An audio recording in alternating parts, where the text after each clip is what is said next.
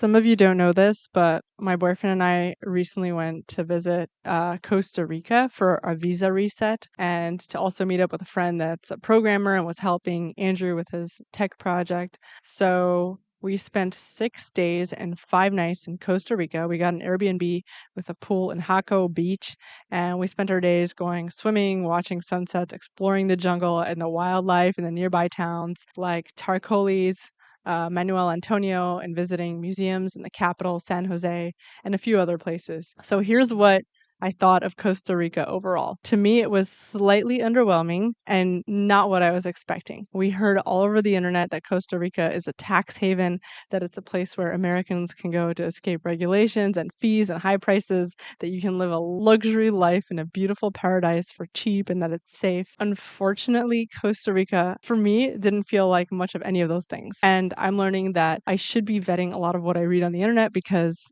it's usually outdated. So first, let's talk about the freedom. First of all, Costa Rica is far from a tax haven or a kind of place to escape from regulations. While that may have been true in the 80s, it certainly wasn't true when we were there.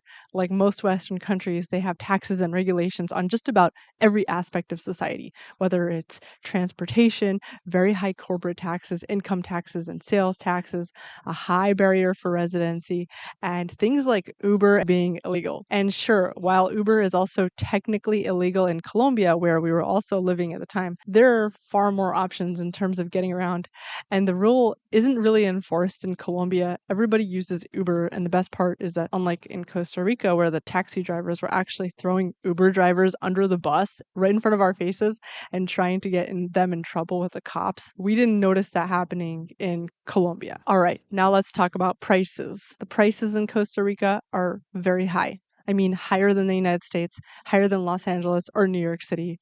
Imagine buying a bag of chips for 10 US dollars, a bottle of shampoo for 20 US dollars, a couple of burgers for $100. I'm not even kidding. The Airbnbs can be cheap, but don't let that trick you into thinking anything else will be cheap. They will nickel and dime you for just about everything.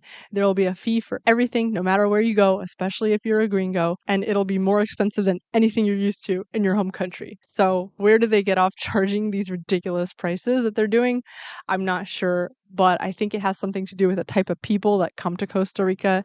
They were mostly these beautiful, dressed up Europeans, Americans, Israelis, Australians, visibly different from the sort of low-key gringos that we were used to seeing in South America.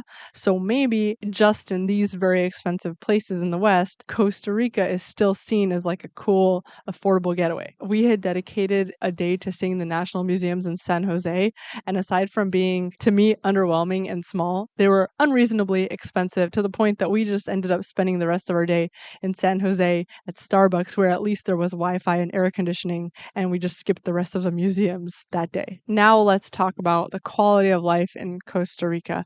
This really depends on your personal idea of quality. In my opinion, having already been to all kinds of beaches and jungles and seen a few different lifestyles already, Costa Rica to me was like being in a very expensive third world country. Very few options for travel between the different cities, very little travel options within the cities, no delivery, no Rappi or Amazon or Mercado Libre, not great quality food as a lot of it is processed, and when you go out, they'll fill your meals up with white carbs just to make it seem bigger. Not great customer service. In fact, the locals seemed a bit gloomy, and there was a very clear divide between the locals and the foreigners, just like we had noticed in Ecuador, and the infrastructure just wasn't very nice. But Pardes, you might ask now, you're missing the point of Costa Rica because of the nice weather and the wildlife. And to that, I will say, first of all, the weather is unbearably hot and smoggy, nothing compared to the awesome weather that we were getting in Colombia. Plus, there's wildlife anywhere you go. On the plus side, we did get to see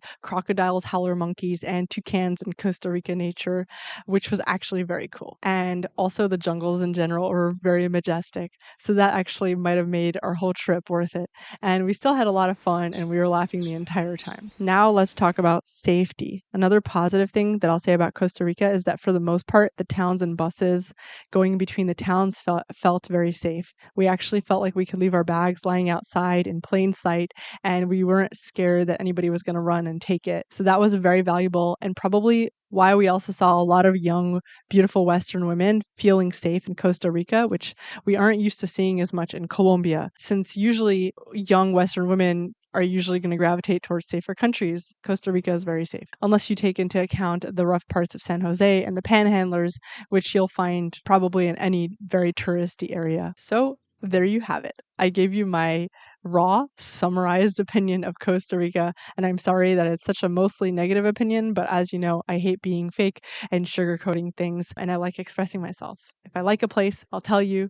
I love Bogota, I love Villa de Leyva, I love Medellin, but I don't like places that are overhyped, overpriced, low quality, gringo bait, and the only reason that they charge so much money for such bad quality lifestyle is because Westerners are actually willing to pay for it. Anyway, in case you're new to my channel, I'm Pardes, and I've created House Hackers Anonymous, which is a 12-step survival program for my younger self. It comes with a 12-step book, course, other tools on my website, which you can access in the link below, and hope to see you in the next video.